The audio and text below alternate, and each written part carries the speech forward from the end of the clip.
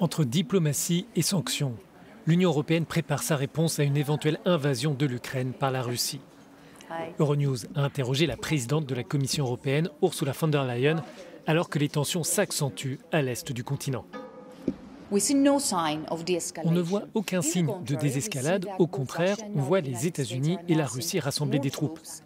La diplomatie a-t-elle échoué et l'Europe se dirige-t-elle vers une véritable guerre?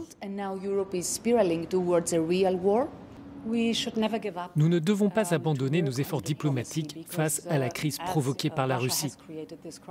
Nous faisons tout ce qui est possible pour que la diplomatie et le dialogue réussissent.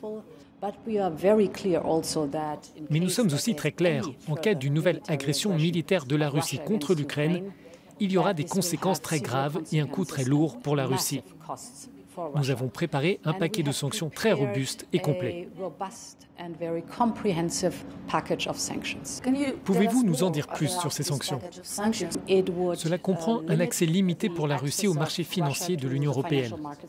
Cela comprend un accès limité pour la Russie à des biens cruciaux et à des technologies dont elle a besoin et qui ne peuvent pas être remplacées ou fournies facilement.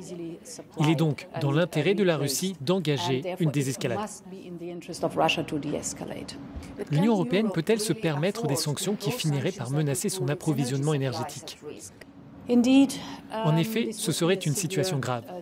Mais nous avons fait notre travail et nous travaillons intensément pour empêcher une telle situation et pour être prêts si elle devait arriver.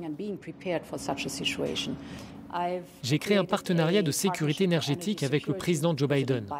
La semaine prochaine, il y aura un sommet sur la sécurité énergétique. Et bien sûr, nous avons parlé à différents fournisseurs de gaz naturel liquéfié à travers le monde qui se disent intéressés à combler le vide que laisserait la Russie.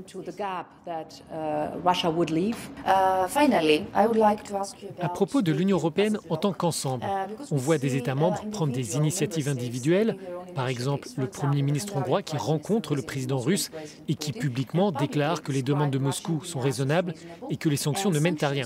Quels sont les leviers dont dispose l'Union dans cette crise mondiale?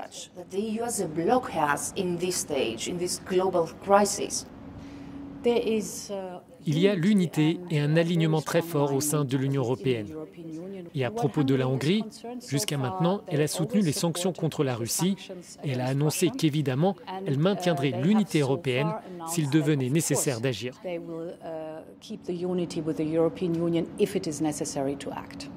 Merci d'avoir répondu à nos questions.